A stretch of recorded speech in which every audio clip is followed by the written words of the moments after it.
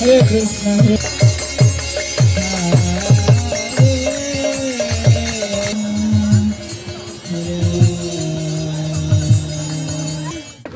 বছরকে বরণ করার জন্য এই দেবতা পুকুরে আগে আসতে হয়। আমরা ত্রিপুরাদের একটা অবিচ্ছেদ্য অংশ বৈশুদ্ধ।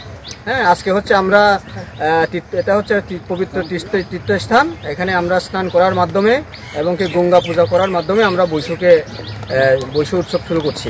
আমরা এখানে মানে এই বছরে প্রত্যেক বছর শেষে ওইখানে আমরা মানে স্নান করলে আমাদের পাপ সব মোচন হয়ে যায় আর কি। আমরা এই দেবতা পুকুরে আসছি আনন্দ করার জন্য এবং আমাদের মারারকে করার জন্য আসছি আর কি।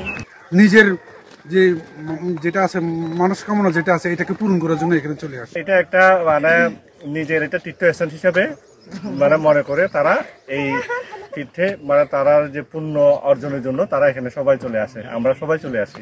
এটা এই মনে করেন আমাদের সনাতন ধর্ম একদম শুরু থেকেই দেবতা পুকুর, এই অনেক পাহাড় উঁচু পাহাড়ের উপরে এই ঢিকি, মানে এটা বাংলায় ঢিকি বলে আর কি, এটা পুকুর। এটার মধ্যে অনেকে নিয়ত করে মানত করে, কুবতর সারে এটা সারে অনেক কিছুই মনে করেন আশা আকাঙ্ক্ষা এটার মধ্যে পূরণ হয় আর কি। দেবতা পুকুর হচ্ছে আমাদের জন্য একটা তীর্থস্থান ত্রিপুরাতে। প্রতি বছর এই দিনে যদি আসা হয় আমরা মানে এটা মনে করি যে আমাদের যদি কোনো মনোবাসনা থাকে এটা পূরণ হয়। এখানে একটা ওদের তীর্থস্থান। আমার মনে হয় যে কোনো সম্প্রদায়ের সাথে যদি মিশতে চাই, ওদের সম্পর্কে যদি জানতে চাই, তাহলে ওদের রীতিনীতিগুলো পালন করা এটা দেখতে হবে এবং জানতে হবে। এই জন্যই আজকে এখানে আসা।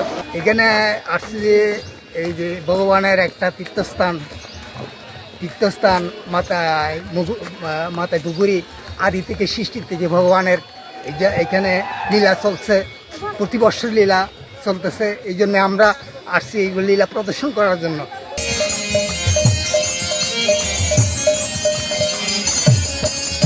হরে কৃষ্ণ।